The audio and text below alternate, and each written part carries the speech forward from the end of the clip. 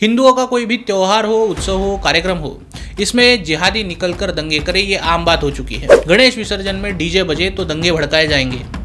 नवरात्रि में डांडिया हो तब दंगे भड़काए जाएंगे। कहीं विवाह चल रहा हो तब दंगे भड़काए जाएंगे। ये अनपढ़ और पागल लोगों की भीड़ है। इन्हें अगर किसी आलिम ने कहा कि सामने जाकर पत्थर फेंकने से इस्लाम मजबूत होने वाला है तो ये जाके वो भी करेंगे। दंगे करने के बाद उसकी जिम्मेदारी लेने का जब समय आता है तब किसी बाहर वाले ने आकर दंगे करने का झूठ फैलाया जाता है, या फिर दंगों का दोष भी पीड़ित हिंदुओं के सर पर मढ़ा जाता है। हिंदू विरोधी राजनीतिक नेता औरंगजेब के मुद्दे पर तनाव पैदा करने के लिए हिंदू कार्यकर्ताओं को ही दोषी ठहरा रहे हैं। यही बुजदिल हिंदू विरोधी पार्टियां मांग करेंगी कि सच्चा इतिहास दिखाने वाली छावा जैसी फिल्में रिलीज ही ना हो।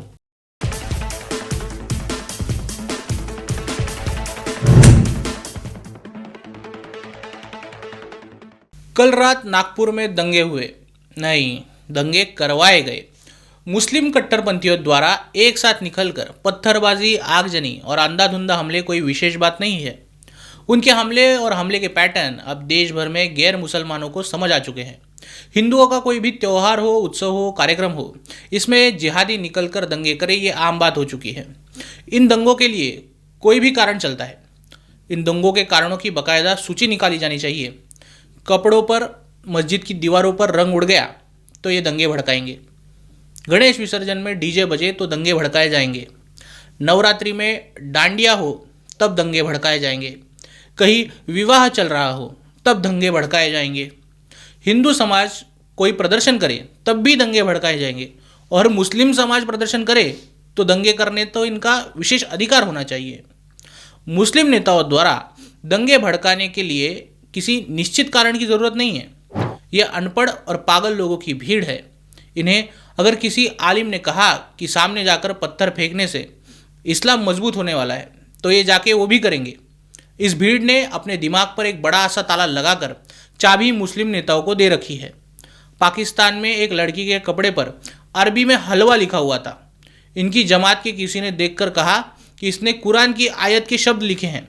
सोचिए, ये पागल भीड़ लड़की का सर तन से जुदा करने के लिए उसके पीछे दौड़ पड़ी थी। यही इनका आईक्यू लेवल है और यही इनका कॉम्प्रिहेंशन है। भारत में केवल दंगे, झगड़े और हमलों की टाइमिंग देखकर आप इसके पीछे कौन है इसकी सुनिश्चिति कर सकते हैं। अब आप कल का ही उदाहरण लीजिए। कल शिव जयंती थी। नागपुर के चिटनीस पार्क में औरंगजेब की कब्र को हटाने के उद्देश्य से ही एक हिंदुओं का प्रदर्शन हुआ। यह क्षेत्र संघ के मुख्यालय के करीब है। यहाँ दोपहर 2:30 बजे प्रदर्शन हो रहा था, तब कुछ नहीं हुआ, लेकिन मुसलमानों ने शाम तक वेट किया, इफ्तारी की, दुकानें बंद की, दंगे के इलाके से अपनी गाड़ियाँ हटवा ली। इसके बाद क्रोनोलॉजी में घटनाएं हुई। पहले नारेबाजी हुई, फिर पथराव हुआ और फिर दंगे हुए। इसका मतलब ये था कि अगर दंगे हो तो इतना सावधानी से उसे तय किया जाए कि केवल हिंदुओं का नुकसान हो, मुसलमानों का नहीं। पत्थर भी किसी ट्रॉली में लाए गए थे। बेशक ये दंगा अचानक से नहीं भड़का था, वेल प्लान्ड था। इस दंगे में 2 पुलिस उपायुक्त सहित 15 पुलिसकर्मी घायल हुए हैं। सोचिए, उपायुक्त स्तर के अधिकारियों पर कुल्हाड़ी से हमले किए गए थे। इतनी बड़ी भीड़ इकट्ठा कर हमले किए गए थे कि अंजाम और भी खतरनाक होने वाला था। लेकिन इस बार बड़ी संख्या में हिंदू पुलिस के पीछे खड़े रहे। नतीजतन दंगाइयों को भागना पड़ा और पुलिस की जान बच गई। अगर आपको याद हो तो वर्ष 2020 में सीएए के कानून लेकर दंगे भड़काने की कोशिश हुई थी। दिल्ली में दंगे भड़के थे। ये कानून बांग्लादेश, पाकिस्तान और अफगानिस्तान से आए हिंदुओं को नागरिकता प्रदान करने के लिए बनाया गया था। जबकि मुस्लिम नेताओं ने एक अभियान चलाया और बताया कि कानून से मुसलमानों की नागरिकता चली जाएगी। इसी से दिल्ली में ज़बरदस्त दंगे भी भड़काए गए। अब यही पैटर्न वक्फ संशोधन विधेयक के तहत चलाया जाना है। वक्फ बोर्ड के मनमाने और ज़मीन हड़पने के कारोबार पर इस विधेयक से नकेल कसने जा रही है।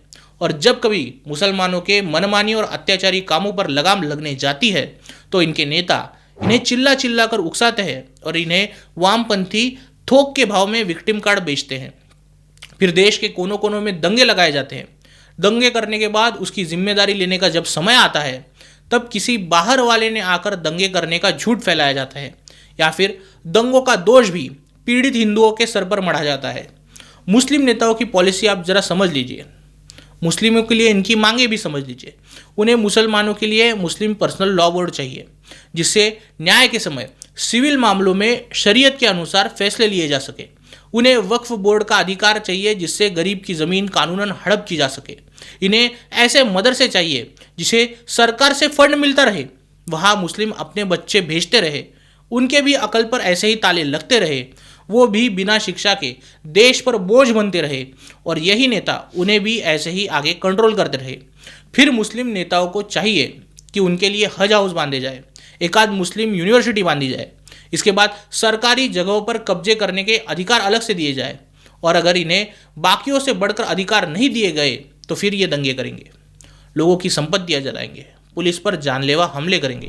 मुस्लिम नेतृत्व में ये जो अशांति का माहौल है, इसके पीछे का कारण स्पष्ट है। एक समय में शाही इमाम सैयद अहमद बुखारी दिल्ली की जामा मस्जिद से फतवे जारी करते थे। एक समय था जब राजनीति में उनके फतवे गंभीरता से लिए जाते थे। 2015 में कांग्रेस नेता सोनिया गांधी ने बुखारी की मुलाकात के बाद बुखारी ने मुसलमानों से कहा था कि देश सांप्रदायिक ताकतों के कारण संकट में है, इसीलिए मुसलमानों के बीच मतभेद नहीं होना चाहिए। सांप्रदायिक ताकतों को हराने के लिए एकजुट होकर वोट करना चाहिए। बुखारी से लेकर आज तक मुसलमानों में हर दूसरा मौलवी ऐसे बयान देता है, ऐसे फतवे जारी करता है, लेकिन हिंदू एकजुट के कारण ऐसे फतवों का अब कोई असर नहीं दिखता। महाराष्ट्र में यही प्रयोग नोमानी ने किया था, जो फेल हुआ। हिंदू मतदाताओं की एकता के कारण नोमानी की अपील महाविकास आघाड़ी पर उल्टी पड़ गई। हिंदू विरोधी राजनीतिक नेता औरंगजेब के मुद्दे पर तनाव पैदा करने के लिए हिंदू कार्यकर्ताओं को ही दोषी ठहरा रहे हैं, इफ्तारियां लूट रहे हैं। यही मुस्लिम वोट बैंक की शक्ति है। कल यही नेता मुस्लिम वोट बैंक के लिए खतना करवाकर जालीदार टोपी पहनने में भी शर्म महसूस नहीं करेंगे। महाराष्ट्र में हिंदू विरोधी पार्टियां कितना ही जोर लगाकर शिवाजी महाराज का जयकारा लगाती हो, लेकिन सच्चाई यही है कि इनमें हिम्मत नहीं है कि मुसलमानों के जबरन चलाए जाने वाले अभियानों के खिलाफ सुर उठा सके। कुत्ता रोटी खिलाने वाले हाथों को कभी नहीं काटता, ऐसा ही कुछ रिलेशन इनके बीच भी है। आज यही अपनी धरती पर अपनी संस्कृति के लिए मुस्लिम आक्रमणकारी विचारों के खिलाफ खड़े होने से डर रहे हैं। कुछ समय बाद यही बुजदिल हिंदू विरोधी पार्टियां मांग करेंगी कि सच्चा इतिहास दिखाने वाली छावा जैसी फिल्में रिलीज ही ना हो। कश्मीर फाइल्स के खिलाफ इनके बयान आपने सुने होंगे। अंत में इस स्थिति से निपटने के लिए महाराष्ट्र के राजनेताओं के पास दो ही विकल्प है। एक तो उन्हें मुस्लिम नेताओं की चाटुकारिता जारी रखनी होगी, जो कांग्रेस के समय से चली आ रही है। कांग्रेस की तरह कट्टरपंथी मुसलमानों की इच्छाओं को पूरा करते रहना होगा। साथ ही उन्हें सावधानी बरतनी होगी कि कश्मीर फाइल्स और छावा जैसी फिल्में रिलीज न हो, जिससे इस्लामी जिहादी आतंकी मानसिकता दुनिया के सामने न आए।